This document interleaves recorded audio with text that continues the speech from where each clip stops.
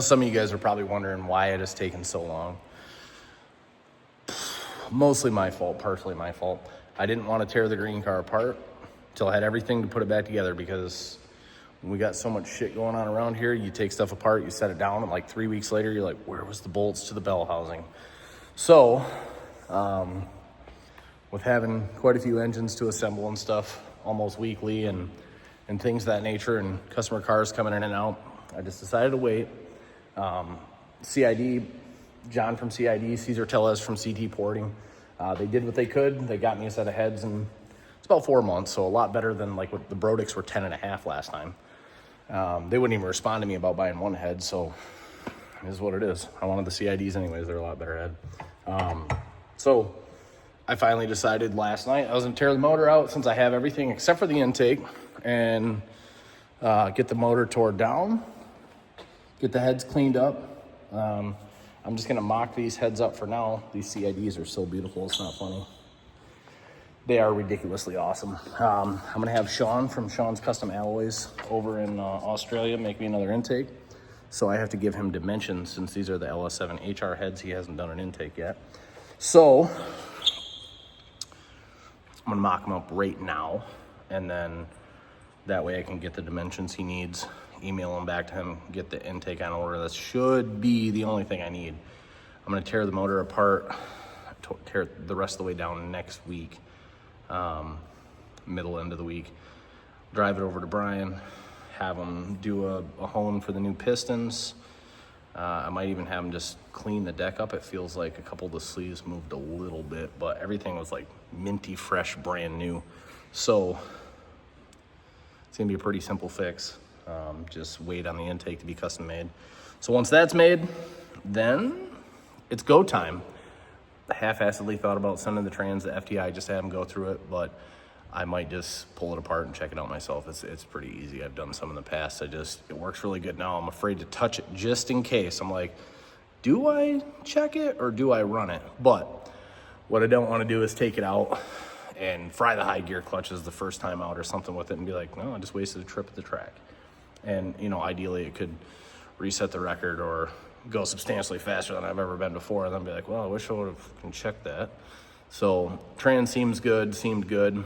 I've two-stepped it a few times since I raced it last time for the streets, you know, for people when I'm in a group. And I probably got the trans a little hot a couple times. So I was just like, maybe I should, just in case.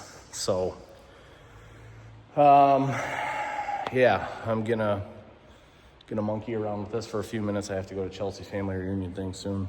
I'll flip the camera around all crappily so you guys can get a good view of these bad mother jammas. These heads are a freaking work of art. The port is quite ridiculous. It's huge. So, yeah. Anyways, this is gonna be redonkulous. 428 cubes, so 40 more cubic inches. A little bit larger camshaft. The cylinder heads are not even in the same realm. The cathedral port stuff to this LS7 port, and then this LS port on top of everything. That's a huge jump. I'm going to assume I'm gonna make probably 500 more flywheel, especially having a 123 millimeter turbo now instead of a 110. We ran that 114 the one time. That's when we lifted the head, and just nothing good since. So can't really compare that. It basically went threes on the 110. So, I mean, my big thing is, even if it doesn't make a ton more power, say it makes 250 or 300 more flywheel and the turbo's capped just because of back pressure or whatever it may be, we're still gonna have an engine that isn't ragged edge. I'm not gonna be pushing stuff, I would say hypothetically 60, 62 pounds of boost before. I think this combo will make the same power at 45, 50. So it'll be easier on everything, right? And it should live longer, and I shouldn't have to tear it apart. I mean, for a while, you know, service intervals probably. But I think in my mind, if I max that turbo out, the combo is still gonna live a long, healthy life. But yeah, haven't done anything with the car except for two-step it a couple times since I cracked that head in February. I guess for a quick second. That's what's also annoying. It's annoying taking something apart that's not broke. Like, it's really not broken. So you can see the crack in the head right there where there's more coolant coming out. right there, across the top of that bolt, down the side right there. So a little crack there. The inside of the chamber is mint. No cracks. It's number 5 hole. Ain't that some shit? Minty fresh, perfect. No, I thought maybe the inside would be broke too, but nope, perfectly fine. So, get on this, Chelsea's here. Oh great, I'm in trouble. All right, well, we'll catch you guys later. All right, so we got that wrapped up. Got our measurements for Sean. CIDs are gangster. They're cool. They're big and they are bad. So, yeah, not a super exciting video, but an update is better than I've been giving you guys. Some of you guys care, some of you guys don't. Anyways, I'll have this beautiful billet, Sean's custom alloy cathedral intake for sale soon. When I get back, I'll clean it up and post it up. Help put some towards the next really expensive custom intake. But yeah, it's gonna be sweet to see the green machine back out. It's been a weird journey. You know how it is. Anytime you need any of this stuff, you wait and wait and wait, and then, for guys that might not do this every day, it's probably really discouraging when you order something and it takes 10 months, like when Brodix took 10 months on my heads. It's probably discouraging, It's like, it's a lot of money sitting around. It's a really big investment. And if you don't get to use it, you kind of lose the excitement over it. You lose, like, the ambition. A lot of people I know, they lose ambition because stuff takes so long. And this is the first project in my life that I felt the same way, because normally I'm on top of it and I get stuff ordered and things come, and this is the first race car. Well, I can't say that. I did the green Calypso Fox, but that was same kind of thing. That was a little easier. I think back then I only waited like 3 or 4 months for the heads. But I built that car in 6 months. This one, I still built it in 6 months, but it took 2 years to complete it. It was actually 2 years and 2 months to finish this car. And it was, the first year was me just ordering stuff as I had the money for it. And then trying to get it as a roller, which we did, that we succeeded like within 3 months. I probably am partial to blame. Like, I probably should have ordered the heads first, but I was told it was 4 months and they took 10 and a half. So we passed the entire summer of 23.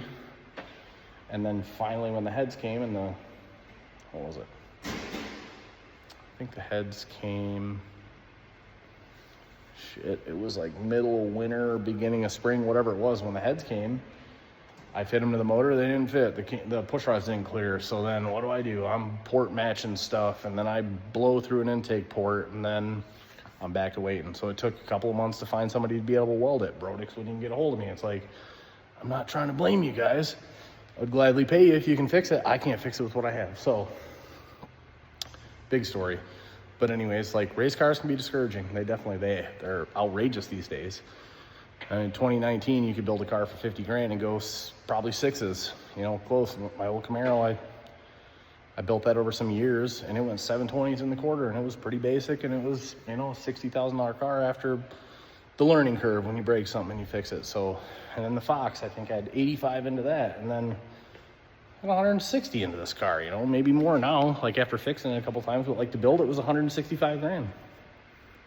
And you think to yourself, gosh, is it really worth impressing some dudes? It's funny, but it'll be sweet. I'll get it back together, we'll run it, and we'll do our thing, and we'll lower the record even farther. Hopefully I do it before someone else gets there or beats me or whatever it may be, but I don't know, a lot of people talking, ain't nobody doing. So other than waiting on parts, I always do. So anyways, here we are, back to square 10. I wouldn't say square 1 because the rest of the car is awesome. Yeah, I'll keep you guys up to date now.